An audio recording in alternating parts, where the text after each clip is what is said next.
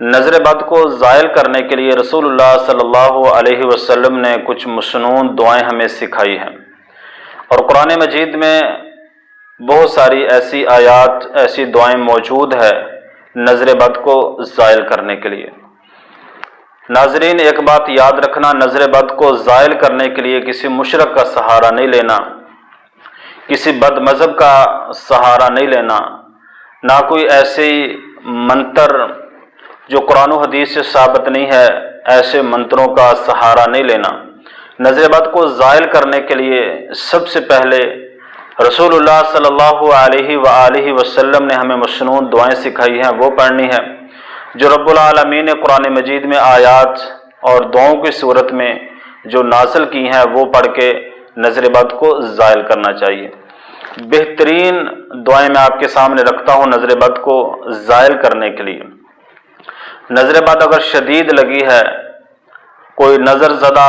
شخص آپ کے پاس آتا ہے، یا آپ کے بچے کو، یا آپ کے کسی بڑے کو، یا خود کو اگر محسوس ہو رہا ہے کہ نظر بد کا میں شکار ہوں، میری اولاد، میرا کوئی بڑا، میرا کوئی ہمسایہ نظر بد کا شکار ہے، تو اس کے لیے رسول اللہ صلی اللہ علیہ وآلہ وسلم نے بہترین دعائیں اور قرآن مجید کی آیات، دعائیں ہمارے سامنے موجود ہیں۔ رسول اللہ صلی اللہ علیہ وآلہ وسلم نے فرمایا، نظر زد پر یہ دعا 7 مرتبہ پڑھی جائے، اسأل اللہ العظیم رب العرش العظیم ان یشفیک، یہ دعا 7 مرتبہ پڑھنی ہے۔ اور دوسری دعا، اعیذکما بکلمات اللہ التامات من کل شیطان وہامہ ومن کل عین لامہ، اس دعا کو 3 مرتبہ پڑھنا ہے۔ اور تیسری دعا جو قرآن مجید میں موجود ہے، حسبی اللہ لا الہ الا هو علیہ توکلت وہو رب العرش العظیم، یہ دعا قرآن مجید میں موجود ہے، اس دعا کو 7 مرتبہ پڑھنا ہے۔ اور چوتھی دعا، بسم اللہ الذی لا یضر مع اسمہ شیء فی الارض ولا فی السماء وہو السمیع العلیم، اس دعا کو 3 مرتبہ پڑھنا ہے۔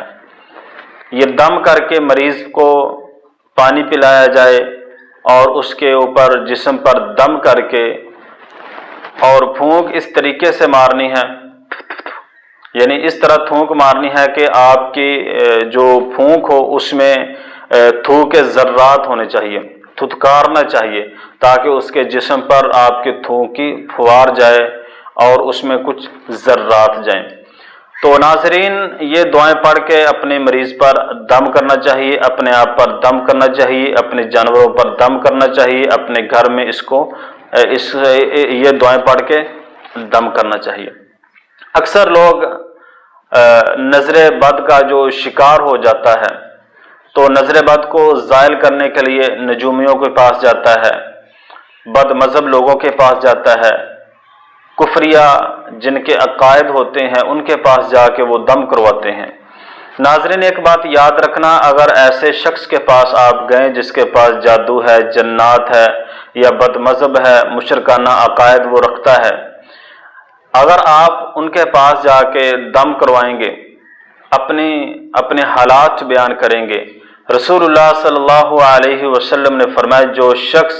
کسی ایسے شخص کے پاس گیا جو کاہن ہے، جادوگر ہے، وہ جنات والا کام کرتا ہے، ٹامک ٹوئیاں لگاتا ہے، قسمت بتاتا ہے، اور ایسے معاملات، شکوک و شبہات میں اس کو داخل کر دیتا ہے، جو بندہ ایسے شخص کے پاس جا کے اپنے حالات بیان کرتا ہے، رسول اللہ صلی اللہ علیہ وسلم نے فرمایا، اس بندے نے اگر اس کی تصدیق کر دی تو اس نے محمد صلی اللہ علیہ وآلہ وسلم پر نازل ہونے والی جو شریعت ہے اس کا انکار کیا ہے۔ ناظرین، یہ چھوٹے چھوٹے دام ہمیں یاد کرنے چاہیے، اور یاد کر کے اپنے بچوں پر، اپنے گھر میں، اپنے